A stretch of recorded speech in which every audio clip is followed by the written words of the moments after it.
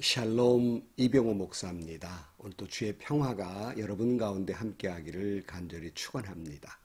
오늘 또 주님과 동행하는 삶 그리고 말씀과 동행하는 삶이 되시기를 주의 이름으로 간절히 축원합니다. 오늘 아침 하나님께서 우리에게 허락해 주신 말씀은 마태복음 19장 1절에서 12절 말씀입니다.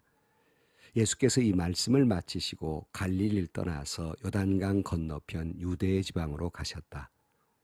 많은 무리가 예수를 따라왔다. 예수께서는 거기서 그들을 고쳐주셨다. 바리새파 사람들이 예수께 다가와서 그를 시험하려고 물었다. 무엇이든지 이유만 있으면 남편이 아내를 버려도 됩니까? 예수께서 대답하셨다. 사람을 창조하신 분이 처음부터 그들을 남자와 여자로 지으셨다는 것과 그리고 그가 말씀하시기를 그러므로 남자는 아버지와 어머니를 떠나서 자기 아내와 합하여서 둘이 한 몸이 될 것이다 하신 것을 너희는 아직 읽어보지 못하였느냐? 그러므로 그들은 이제 둘이 아니라 한 몸이다. 하나님이 짝지어 주신 것을 사람이 갈라놓아서는 안 된다. 그들이 예수께 말하였다. 그러면 어찌하여 모세는 이혼 증서를 써주고 아내를 버리라고 명령하였습니까? 예수께서 대답하셨다.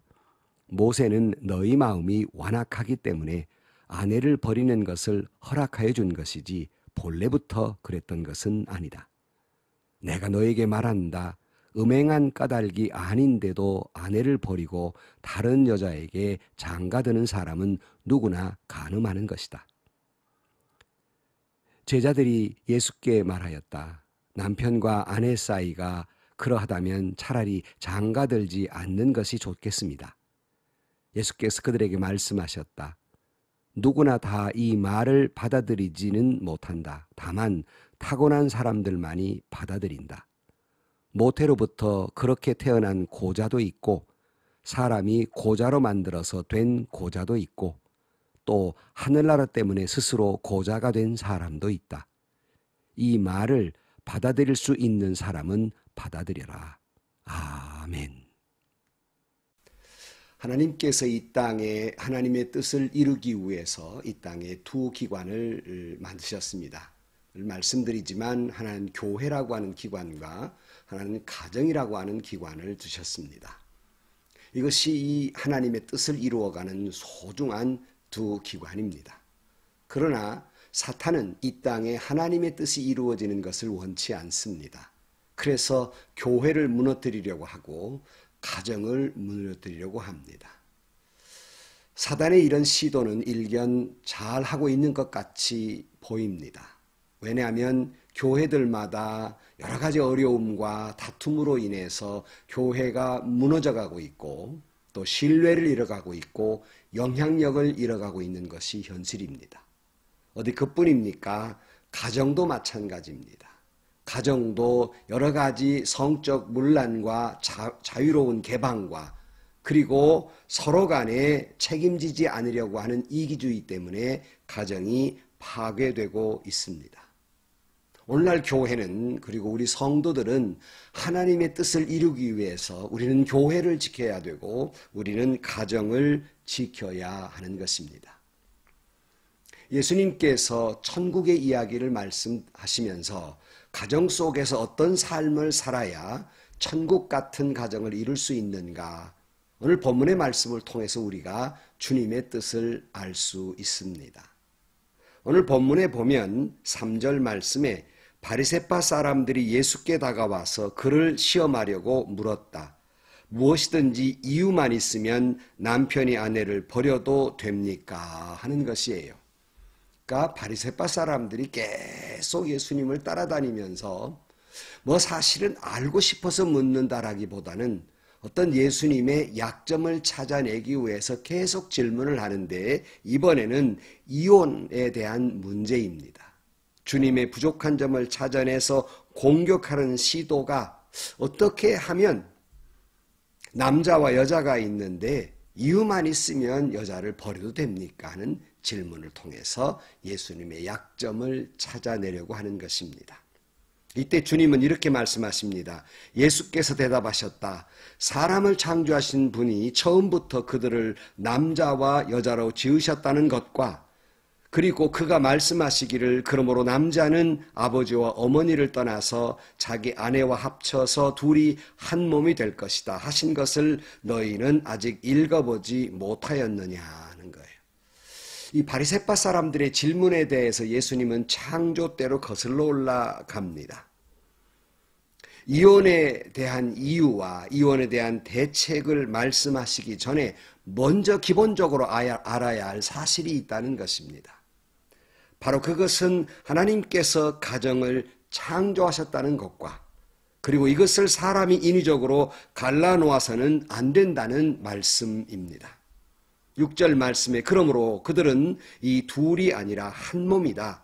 하나님이 짝지어 주신 것을 사람이 갈라놓아서는 안 된다 하는 것이에요. 어떤 분은 이런 말을 하면 끔찍한 얘기입니다. 요즘 20대, 30대에 결혼해서 평균 기대 수명이 90살, 100살까지인데 아무리 우리가 같이 산다고 해도 적어도 80년, 70년을 같이 사는데 어떻게 그 긴 세월을 한 사람과 살아갈 수가 있겠습니까?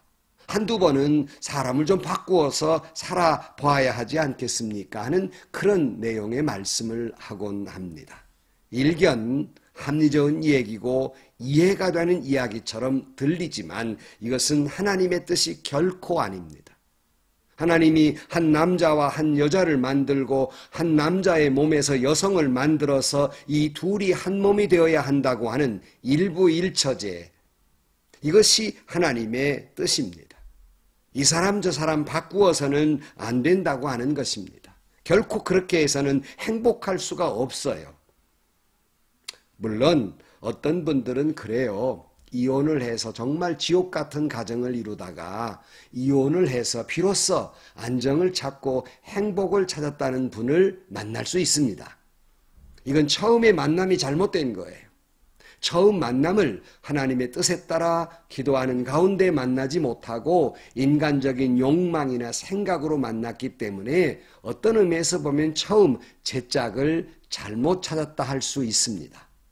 하지만 저는 임상적으로 많은 분들과 이야기를 나누면서 특별히 이혼하시고 새로운 짝을 만나 사시는 분들을 통해서 많은 경우에 무슨 말씀을 듣냐면 차라리 이혼하지 않았더라면 차라리 내가 새로운 사람을 만나서 이렇게 열심히 맞춰 살려고 노력할 바에야 처음 만난 사람에게 그처럼 열심히 애를 다 쓸 것을, 좀 더 사랑해 줄 것을 하는 후회스러움이 있다는 말을 종종 듣습니다.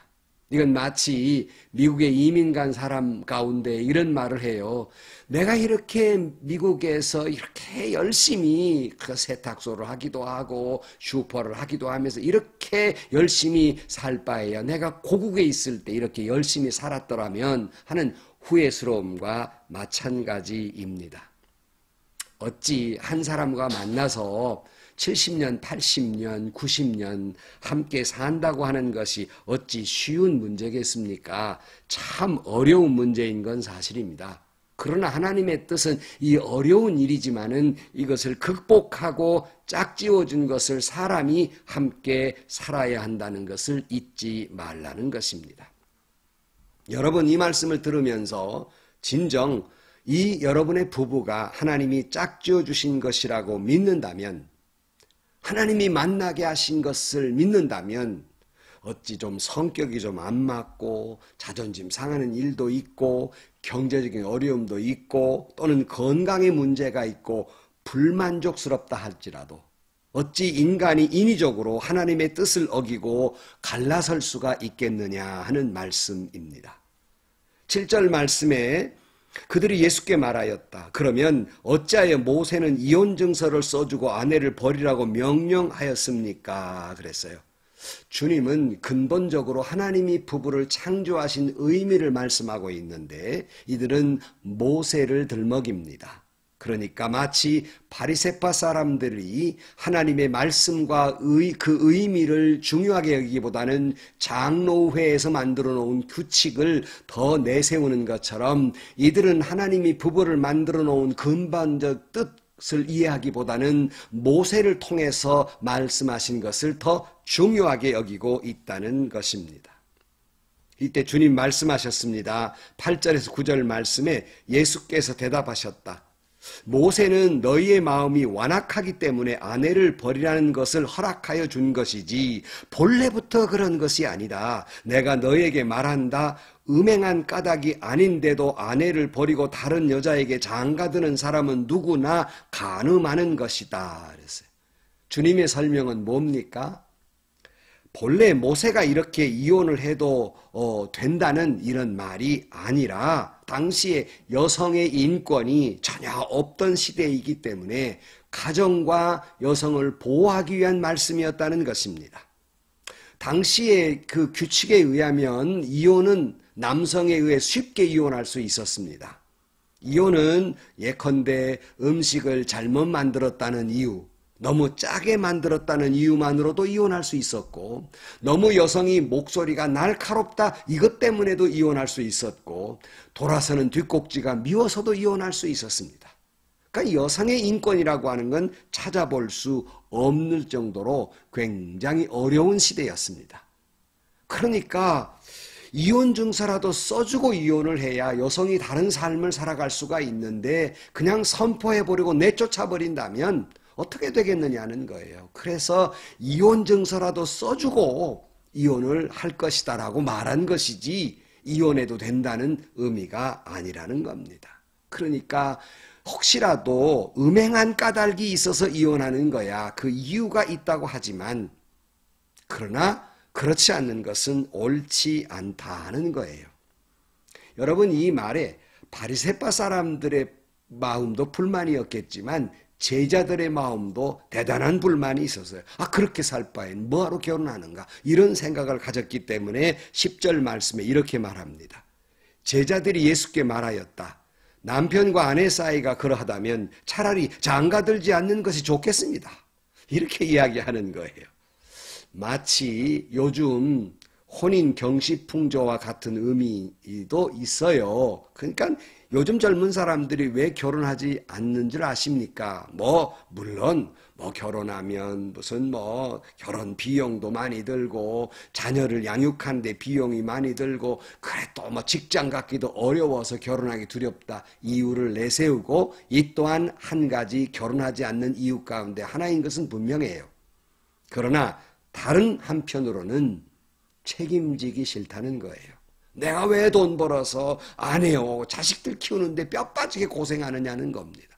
내가 결혼해서 그저 한 남자에게 매여서 아이를 낳고 늙어갈 수가 있냐는 겁니다. 즉 말해서 자유롭고 싶다는 거예요. 대단한 지독한 이기주의적인 생각에 이런 복잡한 삶은 살기 싫다는 의미로서 결혼하려 들지 않는 겁니다. 이제 주님 말씀하십니다. 11절 말씀에 예수께서 그들에게 말씀하셨다. 누구나 다 이 말을 받아들이지는 못한다. 다만 타고난 사람들만이 받아들인다. 모태로부터 그렇게 태어난 고자도 있고 사람이 고자로 만들어서 된 고자도 있고 또 하늘나라 때문에 스스로 고자가 된 사람도 있다. 이 말을 받아들일 수 있는 사람은 받아들여라 하는 거예요. 물론 육체적으로 문제가 있는 사람도 있고 하나님의 나라를 위해 스스로가 이것을 결혼하지 않는 사람도 있다 하는 거예요. 그러니까 이기적인 생각이 아니라 자기 자신을 잘 컨트롤하면서 주님만을 섬기기를 원한다면 그것도 좋은 일이지만 이걸 감당할 수 없는 사람은 그렇게 해서는 안 된다는 거예요. 때로는 저도 목회를 하면서 이럴 때 차라리 내가 결혼하지 않았더라면 하는 생각이 들 때도 있었습니다. 다른 생각이 아니라 때로는 자유롭고 책임지고 싶지 않는 것이 아니라 때로는 혼자 목회를 했더라면 내가 혹시라도 뭘 굶어도 한 끼 굶든 이틀을 굶든 나 혼자 굶는 것이야. 마음이 덜 아픈데, 아내가 있고 가족이 있는데 먹을 것이 없다면 얼마나 제 마음이 흔들리고 가슴이 아프겠습니까? 저 혼자 산다면야 가난해도 좋고 옷 한 벌 입고 그거 하루를 지내는 것, 1년, 2년을 지내는 것, 뭐 그렇게 대수겠습니까? 그러나 자식이 입을 옷이 없고 자식을 위해 해줄 것이 없을 때 그 마음 아픔, 이것 때문에 차라리 내가 결혼하지 아니했더라면 하는 생각, 경제적인 어려움이 있을 때 그런 생각을 하곤 했고요. 또 어떤 때는 차라리 나 혼자 있었더라면 내가 마음대로 아프리카 오지를 가서 내가 일평생을 보내도 내가 좋았을 터인데, 가족이 있기 때문에 막상 그런 선교사로 떠나고 싶은 마음에도 마음이 부담이 되고 자식 얼굴이 떠오르고 아내 얼굴이 떠오르기 때문에 자유롭질 못한단 말이에요. 그래서 차라리 내가 결혼하지 아니했더라면 하는 생각이 들 때도 있었던 것은 사실입니다. 그러니까 하나님의 나라를 위해서라면 혼자 사는 것도 좋지만, 그러나 그것을 감당할 수 없는 그런 사람이라면 결혼을 해야 된다 하는 말씀입니다. 제가 여러 번 소개한 바가 있습니다마는 정현종이라는 분이 쓴 방문객이라고 하는 시, 이런 내용이 있습니다. 사람이 온다는 건 실은 어마어마한 일이다. 그는 그의 과거와 현재와 그리고 그의 미래와 함께 오기 때문이다. 한 사람의 일생이 오기 때문이다. 부서지기 쉬운, 그래서 부서지기도 했을 마음이 오는 것이다. 그 갈피를 아마 바람은 더듬어 볼 수 있을 마음, 내 마음이 그런 바람을 흉내낸다면 필경 환대가 될 것이다 그랬어요. 여러분, 한 남자와 한 여자가 결혼해서 한 사람이 내게 온다고 하는 것은 그 사람의 과거도, 그 사람의 현재도, 그 사람의 미래도 함께 오는 겁니다.